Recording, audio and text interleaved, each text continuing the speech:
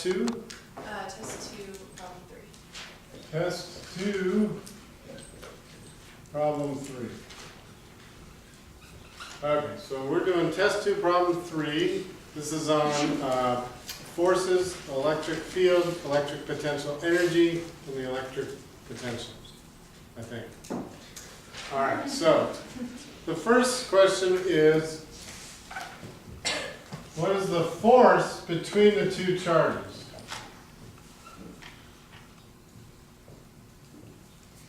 Okay, what is the force between the two charges? That would be this. There'd be a force here. These are opposites, so do they attract or repel? Attract.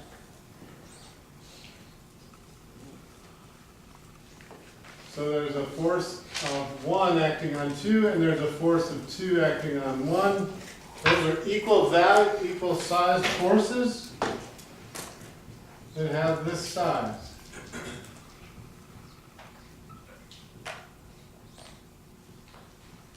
Okay? So this is just a plug and chug? Essence? Question? Yeah, so is it because like, if they were both negative, they'd be pushing away from each other, right? Yeah, or positive if you push them. Okay? So this, just a plug and chug where that's, 9 times 10 to the 9th. This is 6 microcoulombs. That's 15 microcoulombs. We don't care about sign. And this is what? What is R? 3 meters. In this case, between the two charges, so it's 0.2. Okay, 0.2 meters squared. It's the distance between the charges. Okay. Jenna, did I draw this accurately? Okay. So I don't know the number, but again, it's plug and chug, hopefully that works. All right, what was the second question?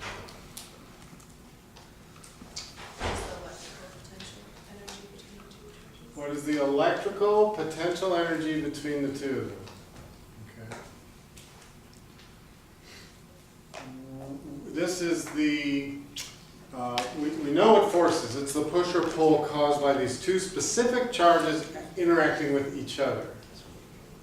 The electrical potential energy is just like gravity. If I have this up here, it has the potential to fall. How much energy does it have to fall? That's gravitationally, this is m times g times h. Okay. Planetary-wise, it's big G m1 m2 over r squared. Okay. So if the Earth and the Sun were here, how much energy do they have between them? Because if they were stopped and could collapse into each other, they would, right? They have potential energy to fall towards each other. So how much energy is that? Well, that's that. What we're doing is saying, I take two charges and I go like this, they want to get back together again, right? So there's potential energy there.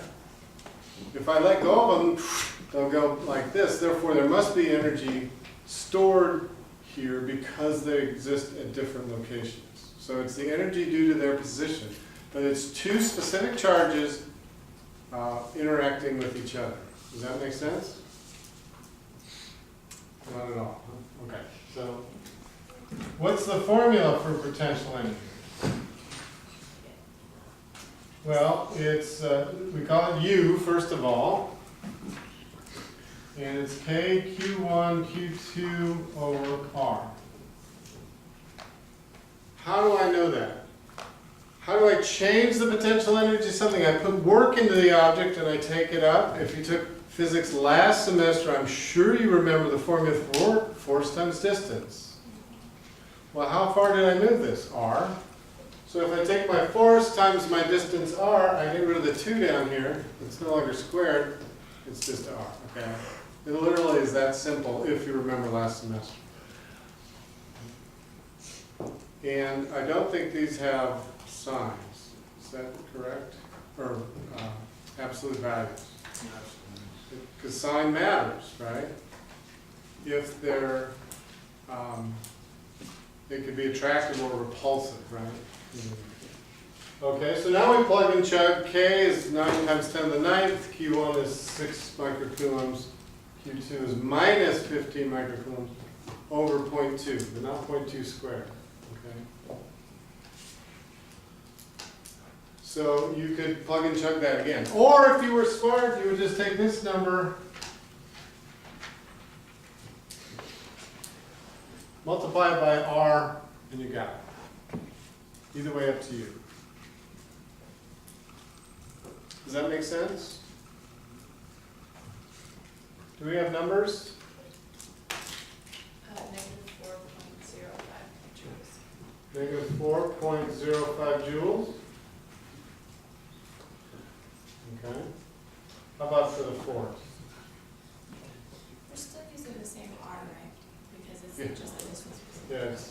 20.25.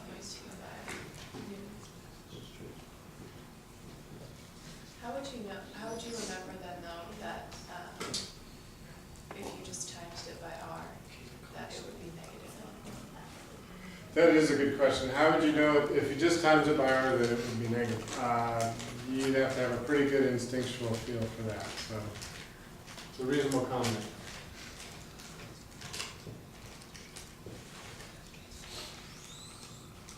Okay. So negative. And so 4 joules, is that a lot of energy? Not that much. Okay, and the way I've done this is the same way we presented the 4 equations to you, right? This side of the 4 equations are force and energy, and they relate to 2 specific things or more interacting with each other, okay? What's the right side of this all about? What's going on at a point in space due to 1 or 2 or 3 or 99 charges, okay?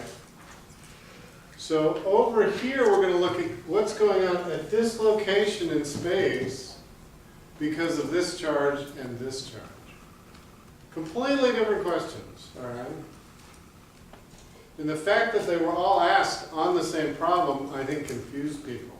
Because if you don't have a real good feel for what's going on here, you know, you're just picking equations and filling them out, right? So the first thing we want to find is the electric field here at position X. So the electric field there, it will be due to the electric field due to this charge added to the electric field due to that charge. Okay, does that make sense? 2 things are influencing that point in space. I have to add them up. So this equals E1 plus E2. All right, and these are vectors, as are these. Okay. So this was a critical thing. A lot of people do not remember what the electric field is. It's the influence in space due to the charge. And since there's 2 charges, we have to have 2 calculations. Sign does matter. One will want to do something this way, one will want to do something that way. So you need to understand the sign. So let's first ask, how do we find the sign of the electric field? Let's say due to Q1. How do I find, does that electric field point towards or away from Q1? What's our rule on electric field lines? Away from positive and towards negative, okay? So I'm going to say that E1 is like that, okay? E2 would be that way. Okay. One of the things to do, if you can't remember the rule, is say, let's put a positive charge here, and what would the force do? Well, this one would push a positive charge away. This one would pull the charge towards it. So either way you want to remember it, it's fine by me, but it's important to remember. Okay. So now I have to say, what's the electric field due to Q1?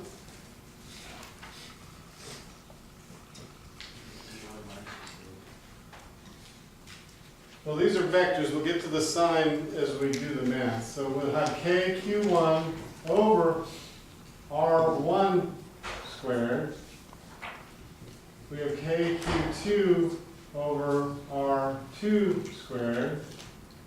I think, I'm going from memory, but is the E absolute value? And we have to apply the sign? Yes. Yeah. Okay. So, in this case, I need to say which way is positive. So if that way is positive, is E1 a plus value or a negative value? Negative. The negative. E1's going that direction. And E2, that's going in this direction, so that's a plus. Okay? Notice here, they're completely different. Q is Q1 and Q1 and R1, Q2 and R2. Why? Because they're different charges located at a different distance from X. Okay? So this would be K, 9 times 10 to the 9, times 6 microcoulombs over 0.1 squared. This would be K, 9 times 10 to the 9 times 15 microcoulombs over 0.3 squared. Okay. And when you add those up, what do we get? Is minus 15 supposed to be micro? Yes. 3.9 times 10 to the 6 meter.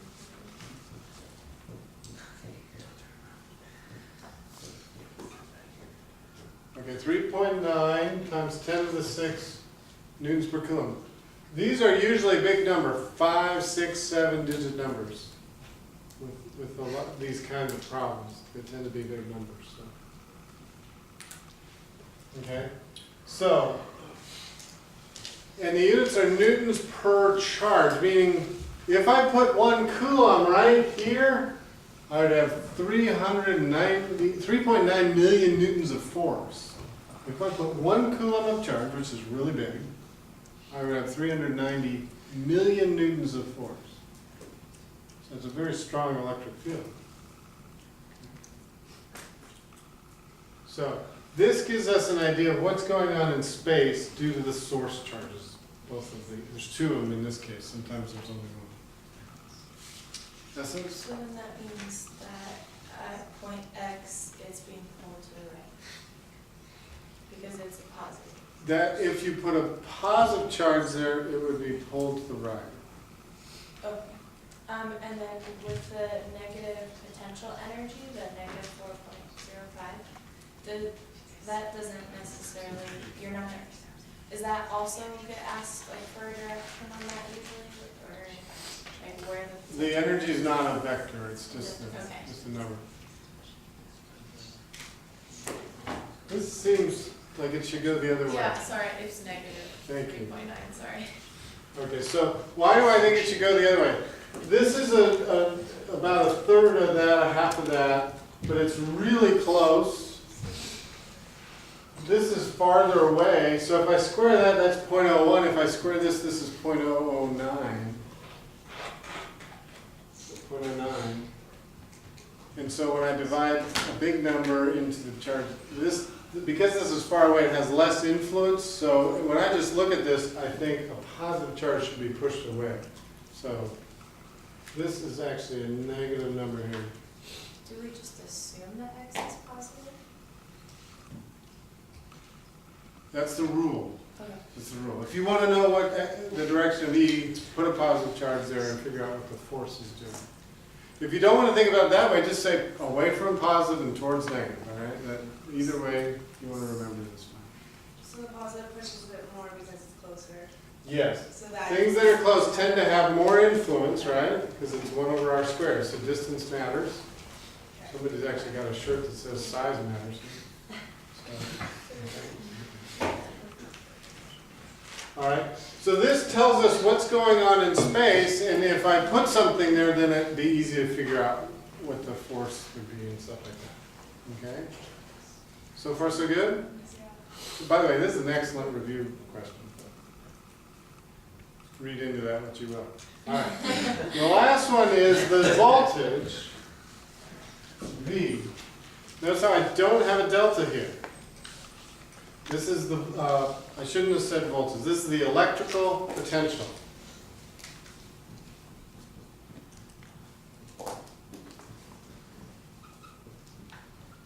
Okay, and remember, this is the electrical potential energy, okay? This is energy. All right. I apologize that some evil scientist decided to call these things so closely named. All right.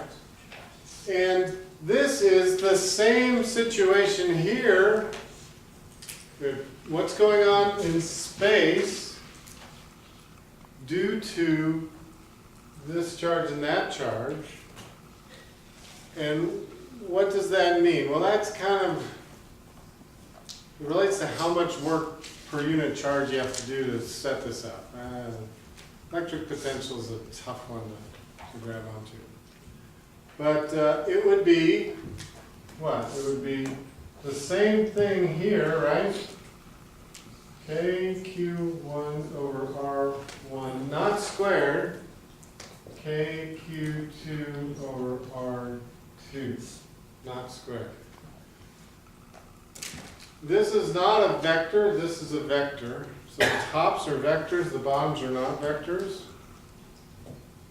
What do we do with signs and stuff like that?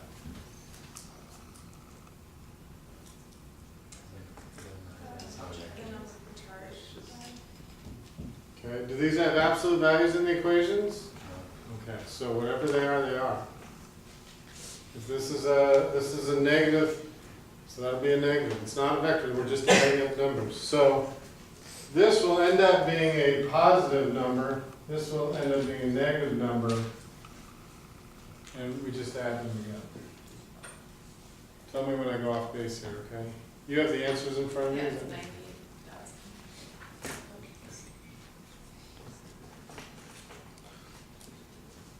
The units are volts, but this is not voltage. Voltage is delta V, which is I want to know the voltage, the electric potential here and the electric potential here, and I'll take the difference. That's voltage. That's what we use in everyday English, talking about what's in the wall and stuff like that. While this has the units of volt, this is what's going on right here. Okay. Right here. Should be a joules per coulomb. Well, volt is a joule per coulomb, yes.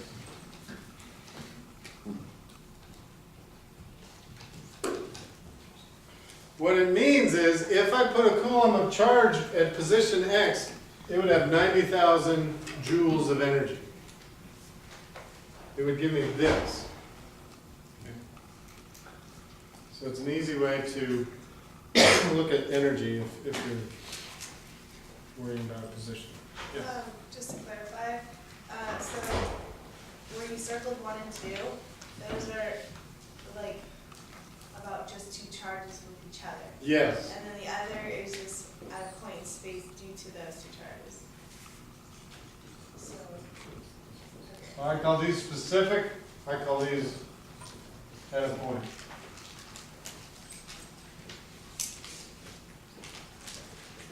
Okay. And that's what you're saying is confusing because you combine it in like one big problem. I did combine it in one big problem. Let's say this is an interaction.